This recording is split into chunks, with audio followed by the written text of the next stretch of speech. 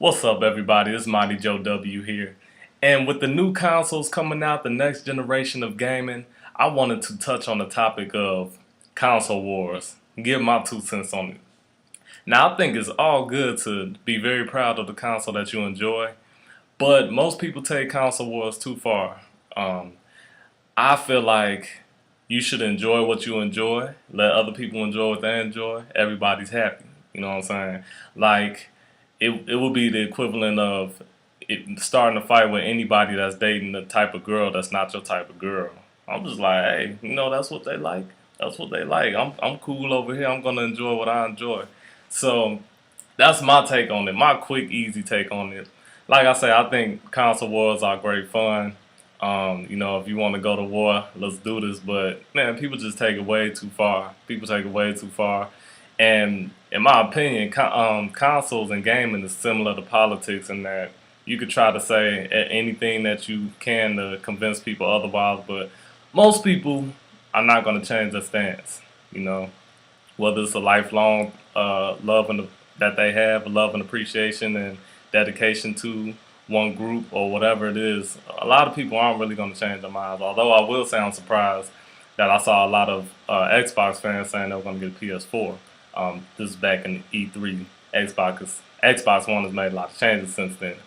So I said I was gonna stop yelling "so." Sorry, I just realized I yell "so" a lot. But anyway, just a little background on me. I've been a Sony fan for a really long time, and the reason that I enjoy gaming systems and consoles are for the games. Everything else is extra to me. Like when the first PlayStation introduced that you could play CDs, I'm like, that's cool, but what are the games? Same thing with the PS2 playing DVDs. That was great, but I want the games. And then the PS3, Xbox 360, everything they offered, I care about the games. I care about exclusives. So I'm a long time Resident Evil fan, especially back in the day. Resident Evil was only on the PlayStation. I love that game, as well as Tekken. Those were two of my favorite games. So it only made sense for me to have a PlayStation. Then when the PS2 came out, continued to play Resident Evil, Tekken. Then GTA 3 came to the PlayStation. It was on the PS2 at the time. And Metal Gear Solid was another series that I liked a lot. So these are all PlayStation games. And when the Xbox came out, all of my friends that had Xbox were playing Halo. I've never personally been a first-person shooter fan, so that didn't really make much sense for me to get Xbox to play Halo, especially when I had games on the PlayStation that I really enjoyed. Then Gears of War, same thing. So when it came to time for me to decide between the PS3 and the 360, I wasn't going to get it because I was fine for a while. I was in college at the time. Well, no, actually, I was in high school at the time that they came out. So I didn't have the money to be spending on consoles. But what was my deciding factor to finally get one in '09 was when I learned that Resident Evil 5 was going to be only on the PS3 and the 360. Now, our family had a Wii. Pretty much every family had a Wii. And I thought that they might have put that game on there, but they didn't. Again, this is a long-time Resident Evil fan. So I did my research on both consoles, and I was really contemplating going back and forth, although again I was a long time diehard Sony fan. But I gave both a chance, and I decided to stick with what I was familiar with, which was PlayStation.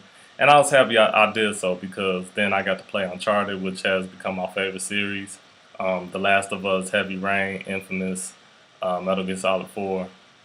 I haven't finished that. That game is really long. So I have a lot of long cutscenes, but a lot of games that I've really enjoyed, and then all of the extra features is secondary, but I've enjoyed those as well. And people that I know that play 360, a lot of them still primarily play first-person shooters, so really didn't have a reason for me. So, which leads me to the PS4 and the Xbox One. I'll just tell you now, from everything I've seen, I'm leaning towards the PS4. Just because the Xbox One seems like a really great entertainment system, but I'm not much of a movie watcher. I'm not really worried about watching TV through my system. Maybe if I tried out the voice commands and how to connect works with everything, I might be like, oh, this is cool. But I don't see all of those features as something that would lead me to buying the Xbox One over the PS4. especially with me excited about Uncharted 4. If they do another The Last of Us, Infamous Second Son, something I'm really looking forward to. And again, this is all coming back to games that I personally enjoy.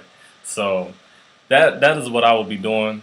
And the question that I want to ask to you all is, when do you normally buy consoles? And for all of you that do buy consoles at launch, what is it that leads you to buy consoles at launch? Or if you don't buy consoles at launch, why not? I tell you personally, for me, one of the main reasons is finances. If I had the extra resources like that, I would get everything and get it all at launch. But when you're in certain situations, you got bills, you got family, and then different things going on, and you're still trying to get on your feet. You can't just get everything. You got to pick and choose your spot. So I'll probably more than likely be waiting a few. I don't know if it'll be a few years, but the other big thing for me is I usually don't really like launch titles, especially with the strong titles that PS3 has had this year. In the last year before the PS4 came out.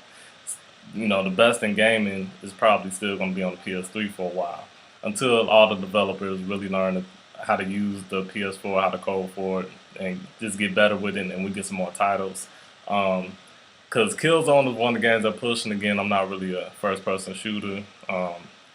Madden, 2K, it's pretty similar to the current gen. Knack, I keep hearing about. But Knack doesn't look like enough for me to go out, run out and buy a PS4 right now.